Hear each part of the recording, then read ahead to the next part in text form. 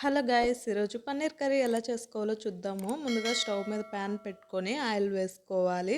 తర్వాత పన్నీర్ ముక్కల్ని చిన్నగా కట్ చేసుకొని వేసుకోవాలి. అందులో కొంచెం ఉప్పు, కారం వేసుకొని పన్నీర్ ముక్కల్ని ఫ్రై చేసుకోవాలి.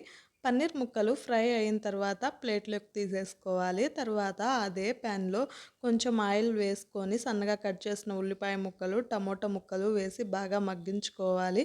తర్వాత అందులో జీడిపప్పు వేసి 2 నిమిషాల పాటు ఫ్రై చేసుకోవాలి.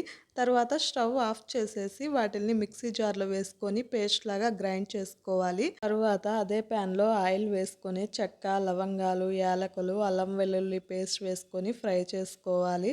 తర్వాత మనం గ్రైండ్ చేసి పెట్టుకున్న పేస్ట్ని అందులో వేసుకొని ఉడికించుకోవాలి. అందులో పెరుగు, కారం, ధనియాల పొడి, గరం మసాలా, పసుపు, సాల్ట్ వేసుకొని బాగా కలుపుకోవాలి. తరువాత కొద్దిసేపు ఉడికించుకున్నాక పన్నీర్ ముక్కల్ని అందులో వేయాలి. పన్నీర్ ముక్కలు వేసేసాక మీకు గ్రేవీకి సరిపడా నీళ్లు వేసుకొని కొద్దిసేపు ఉడికించాలి. అంతేనండి, పన్నీర్ కర్రీ రెడీ అయిపోయింది. ఆ వీడియో మీకు నచ్చితే లైక్ చేసి, షేర్ చేసి, సబ్స్క్రైబ్ చేయండి. మెయిన్గా బెల్ మర్చిపోవద్దు.